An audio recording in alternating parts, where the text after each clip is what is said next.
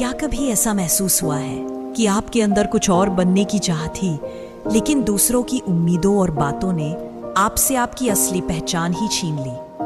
बहुत समय पहले की बात है। एक सुंदर सा जंगल था, रंग बिरंगे फूलों से भरा, हरियाली से सजा। वहीं एक छोटा सा तोता रहता था। नाम था मीठू। बहुत प्यारा था और सबसे बड़ी बात, वो बहुत अच्छा बोलता था। लेकिन मीठू की एक अजीब आदत थी, वो बस दूसरों की नकल करता था। बंदर कुछ बोले तो वही दोहराता, हाथी चिढ़े तो वैसी ही आवाज निकाले। बिल्ली की म्याऊं से लेकर बाघ की दहाड़ तक मीठू सब बोल सकता था, सिवाय खुद के। धीरे धीरे जंगल के जानवर कहते, मीठू तू तो बस कॉपी मशीन है, तेरी अपनी कोई बात है भी?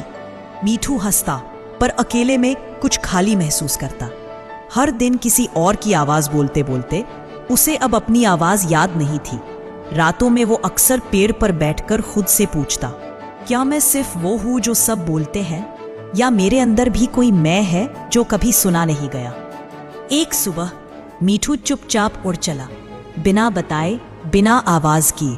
वो जंगल से बहुत दूर पहाड़ियों के पार चला गया। रास्ते में उसे कई जानवर मिले। हर कोई उसे देखकर पहचानता, पर सिर्फ उसकी नकल से। अरे, ये वही तोता है जो हमारी तरह बोलता है, ये तो सिर्फ दूसरों की गूंज है। मीठू चुप रहा। पहली बार बिना बोले वो एक पहाड़ी झील के किनारे पहुंचा, जहां एक सुंदर सी चिड़िया बैठी थी, पर वो बोल नहीं सकती थी। मीठू ने पूछा किसी और की आवाज में, तुम नहीं बोलती? चिड़िया मुस्कराई और अपनी पंखों से लहरों पर एक धुन बनाई, बिना शब्दों के। उस धुन में कुछ था, एक दर्द, एक सच्चाई, एक पहचान। मीठू की आंखें भर आईं। उसे पहली बार एहसास हुआ, जो चुप है वो भी बोलते हैं, पर दिल से।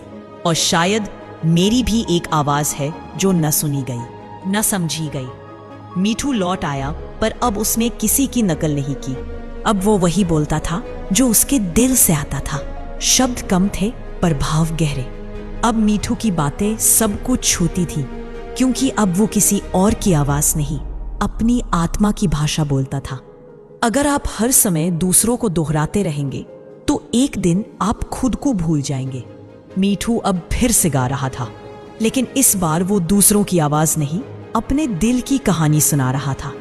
दुनिया की नकल करते करते कहीं अपनी पहचान मत खो देना, क्योंकि सबसे प्यारी आवाज आपकी खुद की होती है।